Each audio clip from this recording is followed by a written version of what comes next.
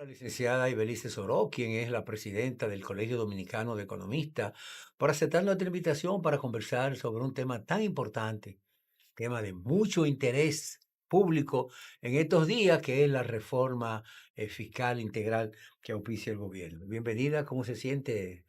Muy agradecida de la invitación que usted me hace y sobre todo a nuestro público televidente que todos hablan de reforma fiscal. Así mismo, bueno, el tema de la reforma fiscal es un tema que ya se viene debatiendo, se ha hecho todo un debate amplio de diferentes sectores, focalizándolo a la reforma desde el punto de vista de acomodado a muchos intereses. Ya los empresarios hicieron su señalamiento a través del CONEP, haciendo sus propuestas, los sindicatos de trabajadores también, y todos los sectores económicos del país, sociales han favorecido el inicio de una reforma fiscal que sea tributaria, fiscal y que sea integral. Realmente la idea parte del presidente de la República, fue una promesa de campaña. De hecho, el inicio de su actual gestión, él propuso varias reformas, una cantidad de reformas que se sometieron al Consejo Nacional para discutirse. Entonces, lo que me ha llamado la atención es la reforma fiscal, y qué bueno que usted esté con nosotros hoy, que podamos analizar este tema con detenimiento. ¿Cuál es su visión? ¿Cuál es la visión del Colegio Dominicano de Economistas sobre lo que es o debería ser una reforma fiscal integral? Yo le diría a Osvaldo Soriano que haciendo un pulso nacional, como amerita el nombre de este programa, el cual es visto por un gran público y que nos va a permitir a nosotros decir la visión que como Colegio Dominicano de Economistas diríamos que hablar de reforma fiscal integral es un nombre que yo me he puesto a reflexionar. Y yo no le llamaría reforma, yo le llamaría una transformación de la economía nacional, en el cual esa transformación fiscal que se vaya a realizar permea a todos los sectores económicos. Cualquier actividad económica tiene que rendir un tributo, tiene que contribuir para que los ingresos del Estado mejoren. Nosotros tenemos varias propuestas de diferentes sectores. Cada quien habla de lo que le conviene, de lo que desea. Sin embargo, si nosotros nos acogemos a la sombrilla de la oficina de las Organizaciones de Naciones Unidas en la Agenda 2030, no podemos obviarla porque son políticas transversales que de una forma u otra permean a toda la economía, no solo de la República Dominicana, sino de todos los países miembros, de donde se desprende el Plan de Desarrollo Nacional y de una forma u otra no podemos dar una mirada lejana a esos lineamientos. ¿Cuál es la posición del Colegio de Economistas con relación a esto? ¿Ustedes han fijado, se han reunido, han fijado una posición oficial como Codeco para aportarlo en este gran debate de discusión de lo que es la reforma fiscal? Nosotros nos encontramos ahora mismo seleccionando una comisión económica en donde estén representados las diferentes corrientes políticas de los partidos, de forma que no se observe que es como porque tal partido lo plantea, sino desde la ciencia económica, conociendo que los recursos escasos que nosotros tenemos, que hemos sido privilegiados, porque uno de los pocos países del mundo que tenemos, como dice el eslogan, República Dominicana lo tiene todo. Entonces, en ese aspecto, nosotros queremos hacer un llamado a todos los economistas para que nos actualicemos en un nuevo análisis reflexivo y veamos todas esas corrientes de escuelas que han ido evolucionando, en donde es el momento de nosotros crear una nueva manera de dinamizar la economía local, de forma que quede integrada a un desarrollo de la economía regional y de la economía global. Para ello, hay que comenzar observando y analizando los componentes del Producto Bruto Interno, que es la variable macroeconómica que nos dice cómo va la dinámica en los diferentes sectores, en el consumo, que todo lo que se consume ya desaparece, en la inversión, que es la pública, la privada, en donde la pública tiene su rol y solo el gobierno, solo el Estado dominicano no va a poder resolver la problemática, porque Claro. tenemos la inversión privada, que es la de los dominicanos y la de los extranjeros. Toda esa composición de esa ley de inversionistas extranjeros hay que analizarla, porque en verdad se le han dado muchas facilidades. Hemos visto cómo se han dinamizado sectores como turismo, minería y todo aquello que nos reflejan en gran medida el alto componente dinámico de ese crecimiento económico de 5,2 por varios años que hemos ido teniendo y no se expresa en la calidad de vida del dominicano. O sea, tenemos crecimiento, aunque no tenemos desarrollo. Entonces, ese desarrollo no se puede pensar en que con los ejes los ejes estratégicos que nos presenta la Agenda 2030 se tome en cuenta, pero en ningún momento se ve la ruta de cómo lograr llegar a la población más desposeída, en donde siempre se busca en la política fiscal impuestos indirectos, que la Mm. gente lo pague sin darse cuenta. No, Ujú. La llegó el tasa de momento interés. de reestructurar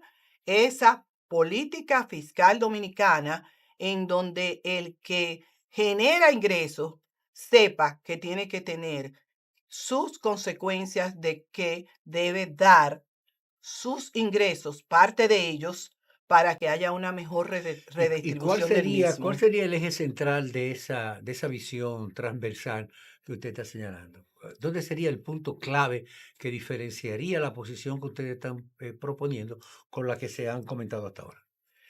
Por lo menos varios organismos se han expresado el Consejo Nacional de Empresas Privadas. Ellos han planteado que han sido los responsables de que más de un 80% de ese crecimiento ocurra y que de una forma u otra ellos están de acuerdo en una serie de sugerencias. Nosotros hemos observado que ellos se comprometen a que se continúe con la estabilidad económica, con la paz social y con el crecimiento, pero el crecimiento sin desarrollo trae sus consecuencias. Claro que sí, porque Entonces, tiene que implicar estos a todos los... retos que hay que desafiar para hacer ese desarrollo que refleje el crecimiento, tiene de una forma u otra que darse, eh, que sea evidenciable en el bienestar social, porque de lo contrario puede desestabilizar lo que quieren los empresarios, estabilidad económica, lo que todos queremos, una paz social. Entonces, en ese crecimiento económico no podemos dejar que disminuya, al contrario, tenemos que hacerlo más sostenible y sustentable e inclusivo, considerando una serie de que todos esos problemas los transformemos en oportunidades. Revisar leyes de la competencia, revisar todo la base legal, no solo tocar la constitución, sino todas esas leyes que sean coherentes y formen un circuito de una dinámica económica que contribuya a que este momento donde todos nos pongamos de acuerdo esté con régimen de consecuencias. Todo está Sí. escrito Ujú.